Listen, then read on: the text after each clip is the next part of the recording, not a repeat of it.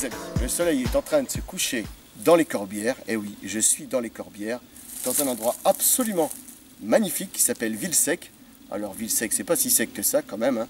On a quand même des vignes qui sont bien vivantes, qui vont chercher tout ce qu'elles ont besoin bien en profondeur, qui vont vraiment chercher tout le sucre et l'eau qu'elles ont besoin pour s'exprimer. Et tant qu'à venir ici, à Villesec, je ne suis pas venu voir n'importe qui. Je suis venu voir un type, franchement, ces vins m'ont époustouflé. Il n'y a pas d'autre mot.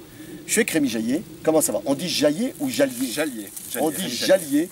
J-A-2-L-I-E-T. T. C'est pas Dupont avec un D, c'est Dupont avec un T. Voilà. Je suis venu te voir parce que bon, j'étais en balade dans les Corbières. On ne se connaissait pas. J'ai goûté tes vins. J'étais absolument subjugué. Parce que comme je t'ai dit, il y a toute une série de paradoxes dans tes vins, mais on va en parler. Donc, tu as quand même un parcours assez étonnant. J'ai envie de dire l'itinéraire d'un enfant non gâté. Tu es à Paris, enfin tu vis en gros dans le bassin parisien. Tu fais des études de commerce et j'ai comme l'impression qu'elles t'emmerdent un peu tes études de commerce. Oui, oui, de toute façon, oui, c'était pas du tout ma voie. On s'imagine toujours, je sais pas, quand on est jeune, voilà, qu'on a à faire son chemin et puis sans vraiment se poser la question de ce qu'on est, de ce qu'on veut vraiment. Et ben voilà, quand je me suis posé la question, qu'est-ce que j'ai vraiment pas du tout, voilà. Qu'est-ce que j'ai vraiment envie de faire. Voilà, exactement. Alors et ton comme papa, je connaissais voilà, par mes parents, je connaissais le vin, un peu le milieu du vin et puis la gastronomie, c'est vers le vin que je me suis orienté. Et puis vers le vin et le travail de la vigne, parce que c'est ça aussi c'est justement cette multiplicité d'aspects, de facettes de ce travail qui m'intéresse. On pourrait croire qu'avec des études d'économie, tu te diriges plutôt vers des études de commerce, vin et spiritueux. Voilà, mais pas du tout. Il fallait croire justement que j'étais pas du tout bien orienté. Et tes parents sont pas trop arrachés les cheveux, ça a été? Non, ça leur a fait bien plaisir de voir aussi que je m'intéressais et puis que je trouvais ma voie. C'est ça qui était finalement à un moment donné le plus important. Donc tu étudies à Tours? Voilà, j'étudie au lycée de Tours, qui est aussi une situation vraiment intéressante parce que ça regroupe tout un tas de vignobles. C'est vraiment au centre de différents vignobles, de blanc, de rouge, de moelleux, de liquoreux. Il y a une histoire, il y a des cépages emblématiques. Et autochtones. Voilà, donc c'est vraiment, vraiment intéressant. Puis c'était le point de départ pour aller après explorer le sud-ouest vers Cahors, le Languedoc-Roussillon. Ouais, tu vas faire des stages là-bas, au Maroc. Et aussi voilà, l'opportunité d'aller au Maroc, de passer un mois et demi au Maroc, de visiter les vignobles d'El Jadida, Meknès. Voilà. Tu vas même dans le Piémont. Partie de l'histoire. Dans le Piémont, parce que j'étais attiré aussi par la culture italienne et puis par la culture du vin. Donc c'était aussi très enrichissant, à la fois un terroir de blanc, de rouge. Donc dans le parcours de la formation, c'était très. Et puis tu as un domaine à la Grasse qui t'appelle, qui fait appel à tes services pour être régisseur d'un domaine. Voilà. Alors tu aurais pu très bien faire ton trou là-bas. Oui, mais bon, mais c'est pareil. Je pense que c'était une étape, que j'ai appréciée parce que le développement du domaine des vinifications, l'évolution du domaine. T'apprends plein de choses en fait. Oui, tout. Et puis c'était aussi les prémices de ce que je voulais faire, de ce que j'ai pu tester. Et j'avais vraiment envie d'aller encore plus loin en ayant mes vignes. Alors sur une petite surface, parce que c'est vrai qu'à 40 hectares, on s'occupe beaucoup de détails de gestion. Et moi je voulais vraiment faire les choses moi-même, par moi-même. Tu parlais tout à l'heure, je ne voulais pas faire un vin anonyme. Alors, le propos peut être excessif, mais j'ai très bien compris ce que tu as voulu dire avec ces mots. En fait, tu avais envie un peu de signer ton travail, que ce que tu faisais te ressemble totalement. Plus que de signer mon travail, parce que c'est pas l'ego, de flatter l'ego en ayant son nom sur la bouteille, c'était comment dire... Que ce qu'on voit te ressemble totalement. Oui, voilà, et puis de l'assumer aussi, hein, c'est pas du tout ce que je veux dire, mais et puis finalement qu'on fasse 10 hectos ou 100 hectos ou 1000, le processus, l'important c'est le résultat, donc autant aller plus loin, de diversifier, comme ici, de diversifier les terroirs, les situations, les points de vue, les influences climatiques, l'historique des vignes, et justement c'est ça qui est intéressant dans ce terroir de Durban, c'est d'avoir cette géologie très, très mouvementée. Oui, tu m'as expliqué, hein, ça fesse d'un côté, ça s'écroule de l'autre. Voilà. Enfin, en plus, on est ici dans un endroit particulier, mais pour revenir sur ton domaine, Ouais. donc en 2006, tu décides de t'installer. Ouais. Tu achètes 4 hectares et demi de vignes, Voilà, voilà, tu les achètes, tu en loues un petit peu, Ouais. et tout de suite le bio, c'est une évidence.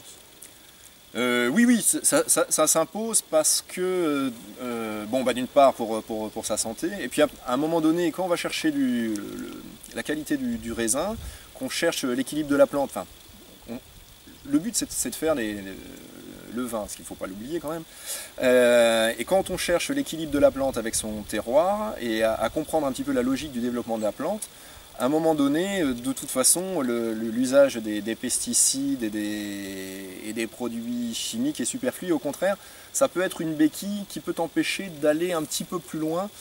Parce qu'on se dit toujours, on a toujours la possibilité on a 2, 3, 4 ceintures de sécurité, voilà, on peut rouler plus vite. Voilà, exactement. Alors que là, en fait, il faut vraiment prendre tout le problème à la base et faire en sorte que la vigne s'épanouisse dans son milieu et de faire en sorte qu'elle soit le moins sensible possible aux maladies. Sa ceinture de sécurité, c'est elle-même. Et de travailler toujours dans cette continuité du départ de la culture de la vigne et puis après de l'emmener jusque dans la vinification et jusque dans la bouteille. En tout cas, c'est réussi. Aujourd'hui, 6 hectares, ouais. 14 000 bouteilles, c'est des rendements pléthoriques, ça. C'est ce qu'on appelle faire pisser la vigne, ça. Voilà, 6 hectares, 14 000 bouteilles. Ouais. Mais en plus sérieusement, plus sérieusement, donc on a. Moi, j'ai goûté 2 vins, j'ai goûté les 2 vins que tu fais. Il y a donc le premier qui est en occitan, la Montado de la Feuillot. Alors Montado, ouais, c'est la petite montée en occitan. Voilà. Et c'est une vigne en coteaux qui est située sur 3 terroirs dans un couloir de vent froid. C'est un Syrah qui est assez tardif puisque je la vendange début octobre, fin septembre, début octobre. 6 octobre cette année? Là, cette année, je l'ai vendangé le 1er et le 2 octobre. D'accord. Voilà. Et donc, qui donne des petites grappes, des petits grains, des vins très concentrés, très riches, et des vins très longs en bouche, auxquels j'associe les meilleurs Carignan et Grenache. Voilà, 15% de chaque. Et Claude Espinous. Et l'Espinous, donc qui est la cuvée classique. Montre-la bien. Voilà, donc Espinous, c'est en occitan, c'est les buissons d'épineux. C'est la végétation de nos garrigues qui entoure ces vignes. En cépagement, il y a 40% un peu plus de 40% de Carignan, 30% Syrah, 30% Grenache. Voilà.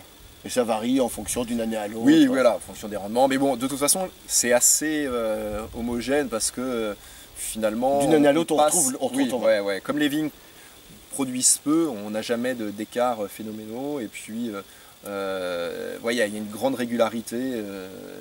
Même si on a des écarts climatiques, des pluies. Voilà, par exemple, on s'est pris pendant les vendanges 80 mm. Bon, tu as des sols très drainants ici, très souples, voilà, on est dedans. Je suis assez étonné. En tout cas, mes amis, Claude Espinous, croyez-moi, c'est un beau pétard atomique. Hein. Tout à l'heure, j'étais en dégustation et croyez-moi bien que quand je suis en dégustation, plus pro que moi tu meurs, là j'ai failli tuer le godet. Hein. Et il m'avait servi un verre, j'ai goûté ça, c'était... Bon, tes vins sont pleins de paradoxes, comme j'ai dit. Hein. Ils sont concentrés sans lourdeur, ils sont frais, sans partir dans le fluet ou le dilué. Il y a une personnalité, une concentration, une complexité et surtout une espèce d'allonge, une très grande allonge. Vraiment, il y a un côté, je vais dire, une grande barque comme ça, un côté très très long. Et moi, franchement, j'ai adhéré à ça, c'est-à-dire que Dionysos est le dieu dans la mythologie grecque, c'est le dieu du vin, de l'ivresse et des paradoxes. Eh bien, croyez-moi, il y a du Dionysos là-dedans.